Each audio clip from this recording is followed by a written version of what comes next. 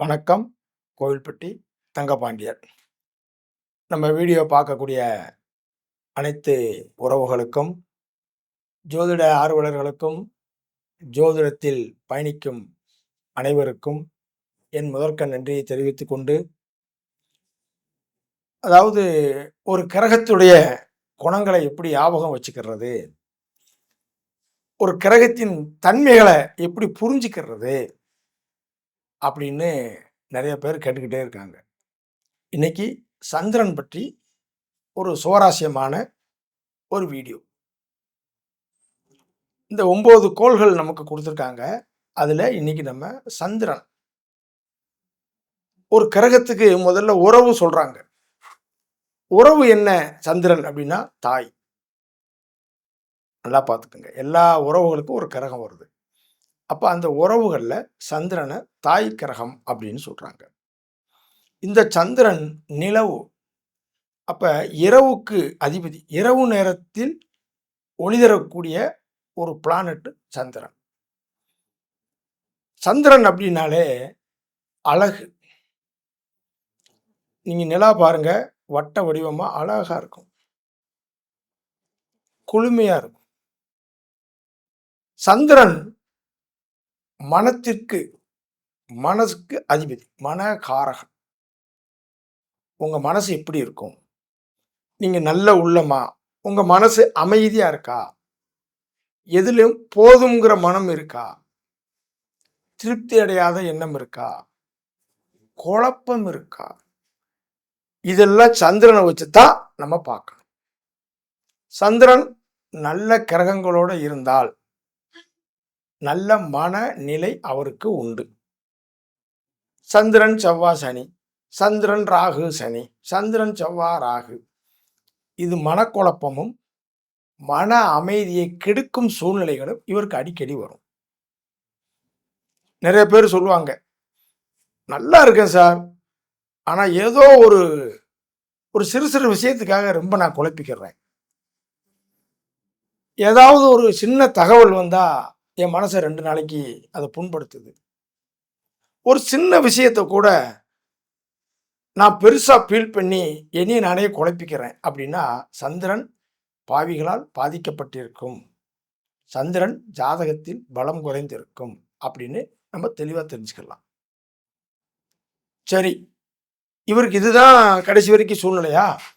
கடைசி வரைக்கும் இப்படித்தான் புலம்பிக்கிட்டே இருப்பாரா அப்படின்னா, வேற ஒரு நல்ல கிரகம் எங்கிருந்தாவது பார்த்தால் அந்த குழப்பம் நிவர்த்தியாகும்.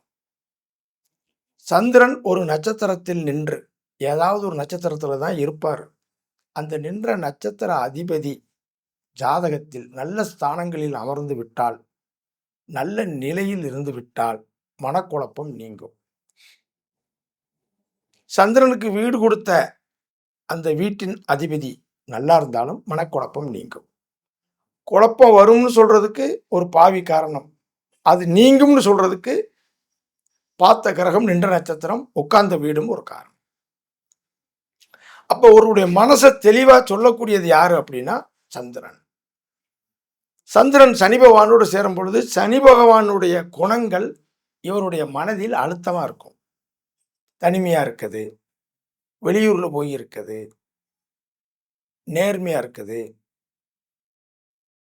இப்படி அந்த சனியுடைய குணங்கள் இந்த சந்திரனுக்கு இருக்குங்கிறத தெரிஞ்சுக்கணும். பயணக்கரகம் சந்திரன். எதெல்லாம் பயணம் பண்றோம்? பயணம் பண்ணி ஜெயிக்கிறதெல்லாம் சந்திரன். அப்ப சந்திரனோட எந்த கிரகம் சேருதோ அதுதான் பயணத்துடைய தன்மையை வெளிப்படுத்தும். சந்திரன் சனி பயணம் பண்றதுல தடைகள் இருக்கும். சந்திரன் சனி வெளியூர் போறதுக்கு நல்லா இருக்கும். அப்ப பயணம்ங்கிறது சனி சம்பந்தப்பட்ட காரவத்துவத்தோட சேர்க்கணும். ஒரு ஜாதகத்துல சந்திரன் அப்படிங்கிற கிரகம் உங்களுக்கு எந்த கிரகத்தோட சேருதோ அதனுடைய தன்மையை உயர்த்தி காமிச்சுக்கிட்டே வரும். நீர் கிரகம் சந்திரன். மீடியா. சந்திரன்கிறது மீடியா. ஏன்னா அது ஒரு நாளைக்கு ஒரு நட்சத்திரம் கடந்துகிட்டே இருக்கும். கட்டத்தை விட்டு 2.5 நாளைக்கு ஒருக்க கடந்துக்கிட்டே இருக்கும். அப்ப அடிக்கடி டக்கு டக்குன்னு அந்த சீன் மாறுறது மீடியா. சந்திரன் அப்படின்னாலே உணவு, விவசாய பகுதிகள், உணவு சம்பந்தப்பட்டது, அமுதம், அது சந்திரன். ஆசிரியர் சந்திரன், ஓட்ட கிரகம் சந்திரன். அப்ப எதெல்லாம் ஸ்பீடா போறது, ரன்னிங் சம்பந்தப்பட்ட துறைகள், போலீஸ், மிலிட்ரி, ராணுவம் இந்த மாதிரி வரும்பொழுதும் சந்திரனுடைய துணை வேணும். ரன்னிங். அதுக்கப்புறம் செவ்வாய் அந்த பதவிக்கு. சந்திரன் தினசரி கிரகம். அப்ப தினசரி வியாபாரங்கள், தினசரி நடக்கக்கூடிய வேலைகள், அன்றாட வேலைகளை ஒருவர் தெளிவா செய்யறாரு, ஒருவர் தினசரி வேலைகளை தெளிவா செய்யறாரு அப்படின்னா சந்திரன் நல்லா இருக்கும். தினசரி டெய்லி சேல்ஸ் சந்திரன், மாத சேல்ஸ், ஹோல்சேல்னா இருக்கு. அது தினசரி சேல்ஸ்னா சந்திரன். அப்ப இந்த சந்திரனை வச்சு தான் டெய்லி சேல்ஸ் பண்ணலாமான்னு நம்ம பார்க்கறது. சந்திரன் வெண்மை நிறத்துக்கு அதிபதி. இடது கண்ணுன்னு சொல்லக்கூடிய ஒரு காரவத்துவமும் உண்டு. சூரியனை வலது கண்ணும் சந்திரனை இடது கண்ணும் சொல்றதும் உண்டு. நிறத்துல வெண்மைக்கு அதிபதி. நல்ல தூய்மையான ஒரு வெள்ளை நிறங்களை சந்திரனும் சுக்கிரனும் தான் சொல்றாங்க. இது ஓட்ட கரகம்னால நீர் ஓடுறது, நீர் கரகம்னு சொல்றாங்க. ஒரு ஜாதகத்துல சந்திரன் மட்டும் நல்ல ஒரு ஸ்தானத்தில் இருந்தாம்னா அந்த ஜாதகர் மதிநுட்பம் உடையவர்னு சொல்றாங்க. அவருக்கு நல்ல சந்திரன், அவன் மனம் நல்ல மனம் படைத்தவர், விதியை மதியால் வெல்லலாம்னு சொல்றாங்க. அதனாலதான் ஜாதகத்துல லக்கணப்படி பார்ப்பாங்க, சிலர் சந்திரன் படியும் பார்ப்பாங்க. சந்திரன் நின்ற வீடு தான் ராசின்னு சொல்றோம். சந்திரன் வீட்டுல தான் குருவும் உச்சமாகிறார். அப்ப சந்திரன் தினசரி கரகம், ஓட்டக்கரகம், உணவு கரகம்,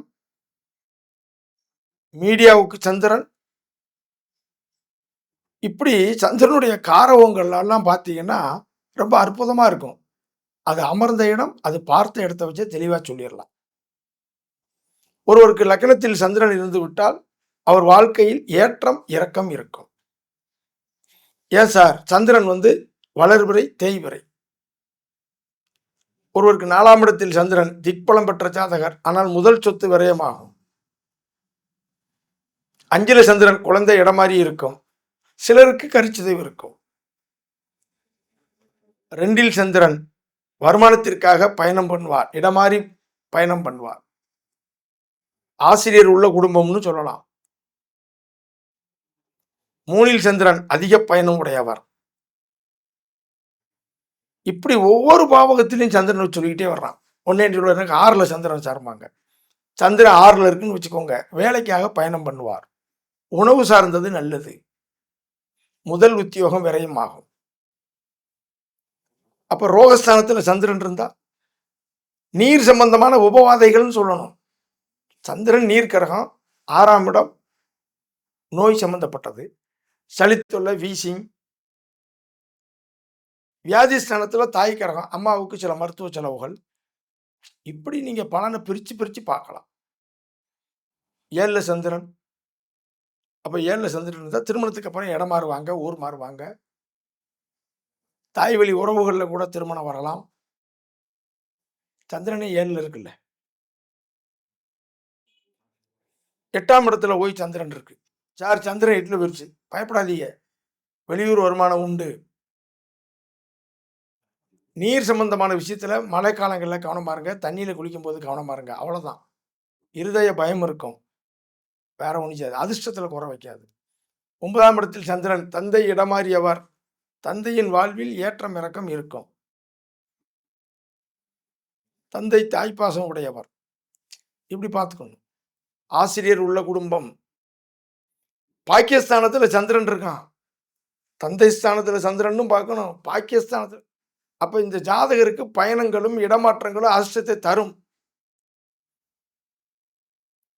ஜாதகர் ஒரு நாள் டவுன் ஆகி பரியளவுல மேல வந்திருப்பாரு, சந்திரன் இறக்கம், டவுன் தேய்பிறை, ஆனா 9ல இருக்காரு, மறுபடியும் வளர்வார். அவர் என்னைக்கு வாழ்க்கையில ஒரு டவுன சந்திக்கிறாரோ, அதுக்கப்புறம் தான் அவருக்கு உயர்வே ஆரம்பிக்கும். பாகிஸ்தானத்தில சந்திரன் தாயார் ஆன்மீகவாதி. 11ல சந்திரன். அப்ப லாபஸ்தானத்தில சந்திரன் இருக்கு. சிலர்லாம் பாருங்க கொஞ்சம் விரயம் பண்ணி ஜெயிப்பாங்க. செலவழிச்சு அதுக்கப்புறம் லாபம் அடைவாங்க. 11ஆம் இடத்து சந்திரன். வெளியூர் நல்லது, பயணங்கள் நல்லது,